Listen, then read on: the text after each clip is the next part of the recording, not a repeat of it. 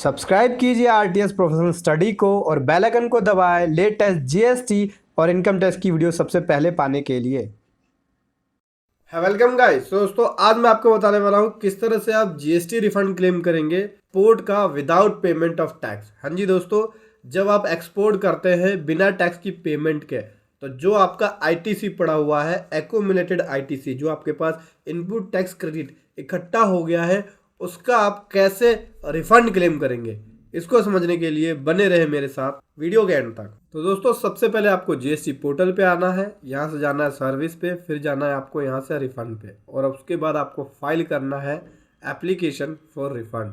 उसके बाद यहाँ से आपको ऑप्शन सेलेक्ट करना है, सेकंड ऑप्शन पे जाना है, refund of ITC on export of goods and services without payment of tax, ये आपको सेलेक्ट करना होगा।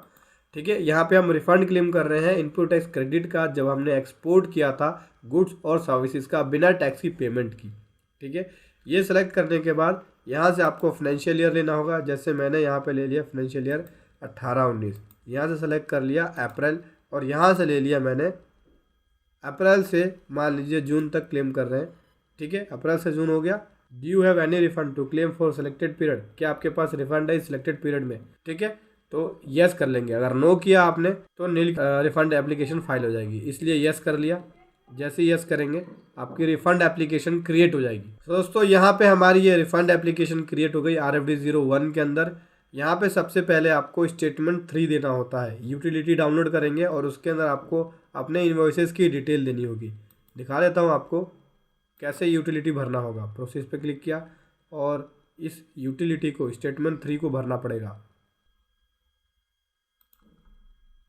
दोस्तों देख सकते हैं ये मैंने स्टेटमेंट 3 ओपन कर लिया। एक्सेल की जो यूटिलिटी है, यहाँ आपको सबसे पहले जीएसटी नंबर लिखना पड़ेगा, फिर उसके बाद आपको यहाँ से लिखना पड़ता है रिटर्न पीरियड, कब से क्लेम कर रहे हैं आप, फिर कब तक क्लेम कर रहे हैं वहाँ तक का return period, serial number, invoice की डिटेल आती है सबसे पहले, जैसे नंबर क्या है इनवॉइस का, डेट क्या है, वैल्यू क्या है, गुड्स है या सर्विस है। उसके बाद दोस्तों आपको shipping bill, bill of export या एंडोज बिल की डिटेल देनी पड़ेगी। ठीक है, उसका पोर्ट कोड क्या है, उसका नंबर क्या है, उसकी डेट क्या है। फिर उसके बाद EGM की डिटेल देनी होगी, उसका रेफरेंस नंबर और उसकी डेट क्या है।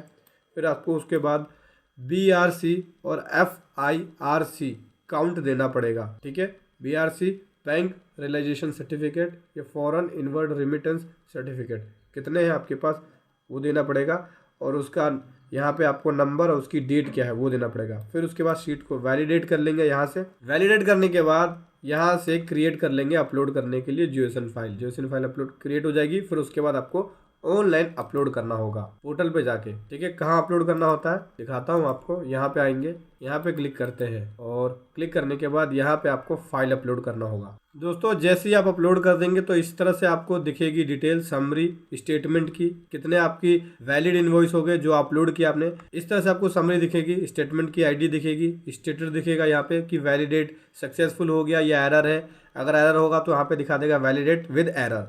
फिर टोटल इनवॉइस कितने हैं अपलोड, वैल्यू क्या है इसकी, वैलिड इनवॉइस कितने हैं उसकी वैल्यू क्या है, इनवैलिड कितने हैं उसकी वैल्यू क्या है। ठीक है, अगर आपके पास कोई एरर है तो यहाँ पे उस एरर को देख लेंगे और यहाँ से इनवैलिड इनवॉइस की डिटेल को डाउनलोड करके एरर को ठीक भी कर सकते हैं।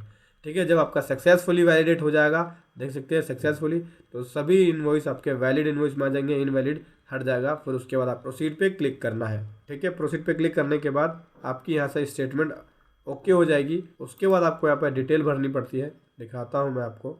और दोस्तों जब आपने रिफंड की एप्लीकेशन क्रिएट कर दिया है और आपको नहीं मिले तो आपको कहाँ मिलेगा, रिफंड पे जाना है, व्यू माय सेव एप्लीकेशन पे जाएंगे। ठीक है, यहाँ से अपने सेव एप्लीकेशन पे जाने के बाद एक्शन लेंगे और यहाँ से जो आप रिफंड फाइल कर रहे थे उस रिफंड एप्लीकेशन को चेक कर सकते हैं। स्टेटमेंट कंप्लीट होने के बाद, सक्सेसफुली होने के बाद, सक्सेसफुली वैलिडेट होने के बाद आपको ये सेकंड स्टेप भरना पड़ता है। स्टेटमेंट 3 है, आपने 3 भर दिया, एक्सेल शीट के अंदर 3 है, आपको ऑनलाइन देना होता है। आपको सबसे पहले देना होगा turnover of zero rated supply of goods and services. Turnover देनी पड़ती है कि zero rated supply of goods and services के अंदर आपकी कितनी टर्नओवर है। ठीक है, यहाँ पे आपको देना पड़ेगा IGST वाला, CGST वाला और SGST वाला, तीनों इकट्ठा करके। ठीक है, IGST वाला जो टैक्स है, CGST वाला जो टैक्स है और SGST वाला टैक्स है, टोटल आपको इकट्ठा करके टैक्स का टोटल देना पड़ेगा। ठीक है, और टोटल एडजस्टेड टर्नओवर कितनी है, दैट मीन्स उसके अंदर आपकी नॉर्मल वाली कितनी टर्नओवर है और विद जीरो रेटर वाली टर्नओवर वो इकट्ठा दे देंगे, ठीक है। फिर आपके पास नेट इनपुट टैक्स क्रेडिट कितना है वो दे देंगे, ठीक है। इसके अंदर लेकिन आपको जो आपने अवेल की आईटीसी कैपिटल गुड्स के ऊपर वो आपको हटाना पड़ेगा, वो नहीं लिखना। और जो आपने रिफंड क्लेम कर लिया है ऑलरेडी रूल 89 4A और 4B के तहत, तो उसको हटाना पड़ेगा। नेट आईटीसी आपको यहाँ पे लिखनी पड़ेगी, जो आईटीसी आपने कैपिटल गुड्स के ऊपर ले लिया है और जिसका आपने रिफंड क्लेम कर लिया उस आईटीसी को छोड़ने के बाद, ठीक है। मैक्सिमम रिफंड फिर आपका यहाँ पे कैलकुलेट होके आ जाएगा कितना आपको मिलना है। फिर उसके बाद उस डेट में आपके पास क्रेडिट लेजर के अंदर कितना बैलेंस था और करंट डेट में आज की डेट में कितना बैलेंस है, उसके हिसाब से यहाँ पे आप रिफंड क्लेम कर सकते हैं, ठीक है दोस्तों। जब आप रिफंड क्लेम कर लेंगे, यहाँ से आपको बैंक अकाउंट सेलेक्ट करना होगा जिस बैंक में आपको रिफंड चाहिए। सेलेक्ट करने के बाद स्क्रॉल करके नीचे आ जाएंगे, सपोर्टिंग डॉक्यूमेंट अपलोड करना होगा। सपोर्टिंग डॉक्यूमेंट में क्या क्या अपलोड करना होगा, इसके लिए आप सर्कुलर रेफर कर सकते हैं। सर्कुलर नंबर 125 है ये देख सकते हैं। इसका लिंक भी इस वीडियो के डिस्क्रिप्शन में मिल जाएगा।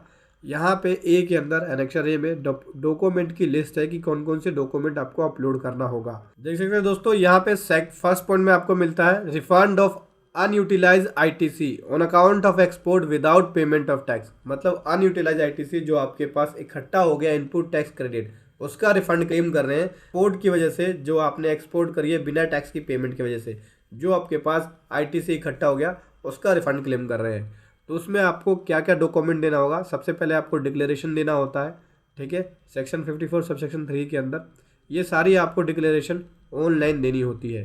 अंडरटेकिंग देना होता है सेक्शन 16 सबसेक्शन 2 क्लोज सी के हिसाब से, सेक्शन 42 सबसेक्शन 2 के हिसाब से, और आपको स्टेटमेंट देनी होती है रूल 89 सब रूल 2 क्लोज बी के हिसाब से और रूल 89 क्लोज 2 सब क्लोज सी के हिसाब से, ठीक है। ये सारी आपको ऑनलाइन देनी होती है। दिखा देता हूँ मैं लगभग ये जो डिक्लेरेशन है नीचे देख सकते हैं, ये सारी डिक्लेरेशन यहाँ पे है। तो ऑनलाइन डिक्लेरेशन और अंडरटेकिंग पे क्लिक कर देंगे तो आपकी डिक्लेरेशन ऑनलाइन चली जाती है। आपको डॉक्यूमेंट में क्या क्या सबमिट करना होगा, डॉक्यूमेंट में जो आपको अपलोड करना होगा, GSTR 2A की कॉपी अपलोड करनी होगी, ठीक है। जो आप आईटीसी क्लेम कर रहे हैं इनपुट टैक्स क्रेडिट, वो इनवॉइस आपका 2A में आना चाहिए, उसकी कॉपी आपको अपलोड करनी होगी। स्टेटमेंट एक बनाना होगा एनेक्सर बी के अंदर। एनेक्सर बी की डिटेल जो है यहाँ पे है, नीचे करेंगे और स्क्रॉल करेंगे तो इस तरह से एनेक्सर का फॉर्मेट है, इसमें आपको बनाना पड़ेगा। मेरे पास इसका एक्सेल फॉर्मेट भी है, तो उसका लिंक भी इस वीडियो के डिस्क्रिप्शन में मिल जाएगा, ठीक है दोस्तों। अभी क्या करना है, और जो पेन ड्राइव स्टूडेंट है, पेन ड्राइव स्टूडेंट को एक्सेल किट मिल जाती है, उसके अंदर सारे आपको फॉर्मेट और सर्कुलर मिल जाता है। तो पेन ड्राइव स्टूडेंट को आपको पेन ड्राइव के अंदर मिल जाएगी, ठीक है। आपको कॉपी अपलोड करनी होगी GSTR 2A का, फिर स्टेटमेंट अपलोड करना होगा एनेक्सर बी के अंदर जो भी आपने स्टेटमेंट बनाया होगा, ठीक है। फिर उसके बाद सेल्फ सर्टिफाइड कॉपी आपको अपलोड करना होगा जो आपका एनेक्सर बी के अंदर है, लेकिन GSTR 2A में अब आ नहीं रहा, रिफ्लेक्ट नहीं हो रहा, ठीक है। GSTR 2A में नहीं आ रहा, तो उन इनवॉइसेस की कॉपी को आप सेल्फ सर्टिफाइड करके अपलोड कर सकते हैं। फिर उसके बाद आपको जो BRC बैंक रियलाइजेशन सर्टिफिकेट मिला है या फिर FIRC foreign inward remittance certificate मिला है, ठीक है, वो आपको अपलोड करना होगा सर्विस के केस में, और गुड्स के केस में शिपिंग बिल को आपको यहाँ पे अपलोड करना होगा। PDF फॉर्मेट में आपको अपलोड करना होगा ये सभी डॉक्यूमेंट, ठीक है दोस्तों।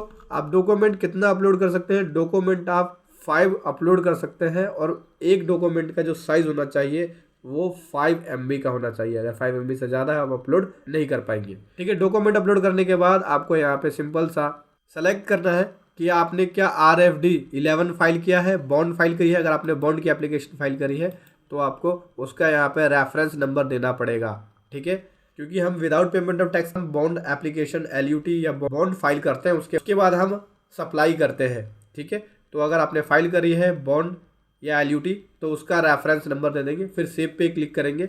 फिर दोस्तों उसके बाद आप यहाँ पे सबमिट कर सकते हैं DSC या EVC का यूज़ करके। OTP आएगा, वेरीफाई करके आप सबमिट कर देंगे, आपको यहाँ पे रेफरेंस नंबर मिल जाएगा, एक्नॉलेजमेंट नंबर मिल जाएगा, उस एक्नॉलेजमेंट नंबर मिल जाएगा और आपकी रिफंड एप्लीकेशन यहाँ पे डाउनलोड भी हो जाएगी। तो इस रिफंड एप्लीकेशन को सेव करके प्रिंट आउट निकाल के रख सकते हैं, और उसके बाद जो भी रिलेवेंट डॉक्यूमेंट है आप सेल टैक्स ऑफिस में जमा करा के रिफंड को क्लेम कर सकते हैं। तो इस तरह से आपको रिफंड के प्रोसेस को फॉलो करना है। वीडियो कैसी लगी जरूर बताएं। Thank you so much. जय हिंद, वंदे मातरम।